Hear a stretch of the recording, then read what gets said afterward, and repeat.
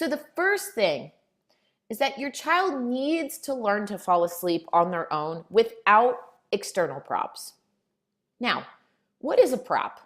Well, a prop is very simple. A prop is something that your brain and your body associate with sleep.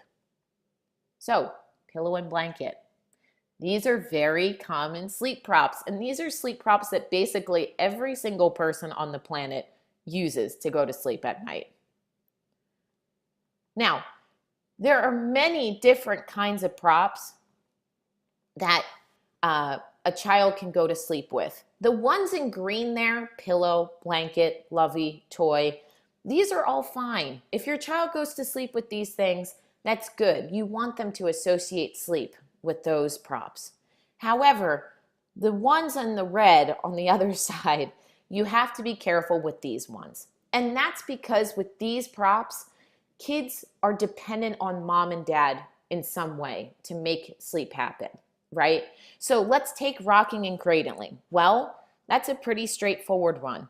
There are many, many kids that I've worked with where the only way they're going to go to sleep at night is if mom is rocking them back and forth, they're cradling by dad, mom is rocking on a physio ball for 45 minutes before she can put her child into the bed or into the crib. Okay, I've had some kids who the only way they can go to sleep if they're swinging. In extreme cases, you have some kids where the only way they'll go to sleep is if they're in the car seat. Dad has to drive the car around a few times around the block, and then you make that long journey to the bed once the kid's finally asleep. Now, I've also included on this list pacifiers, and a pacifier seems fairly harmless. But for many kids that I've worked with who go to sleep with a pacifier, they go to sleep with it. Eventually, the pacifier falls out. But if that child can't feel well or actually just has limited manual abilities, they're not going to be able to find that pacifier in their crib or in their bed. So what's going to happen? They're going to call mom and dad to find that pacifier so they can put it back in their mouth. And actually what's happening is that a child who goes to sleep with that rocking or that cradling, right? They're making that journey from wakefulness to sleeping with the help of somebody else. And what's going to happen is if they go to sleep that way, well, guess what? If they wake up in the middle of the night, they're going to be looking for that exact thing they were going to sleep with each and every time. Right? And think about it. If you go to sleep with your pillow and blanket and then you wake up at 2 a.m. and those things are gone, the first thing you're going to do is you're going to walk around and look for your pillow and blanket so you can get back to sleep again. And that can actually be a fairly startling experience. If you think about it, your child, the only way they go to sleep is having that pat on their back.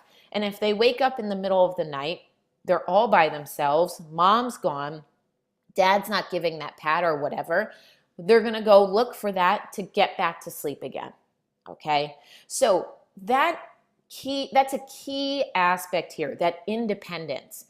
If a child can go to sleep without needing mom or dad in any way, that's automatically going to make the quality of sleep much better. And that's just because if they have their own internal strategies to go to sleep, if they were to wake up in the middle of the night, they're going to be able to put themselves back to sleep very easily.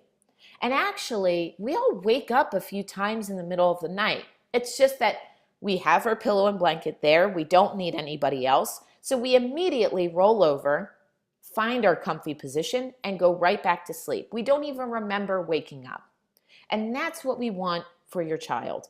We want them to be completely independent in falling asleep at night to make the sleep quality much better. Okay, at that point, your child's sleep cycles will start to get closer and closer together. They'll be able to go to sleep faster. They'll be able to stay asleep more easily, and the quality of the sleep is going to be so much better. So independence is really important here.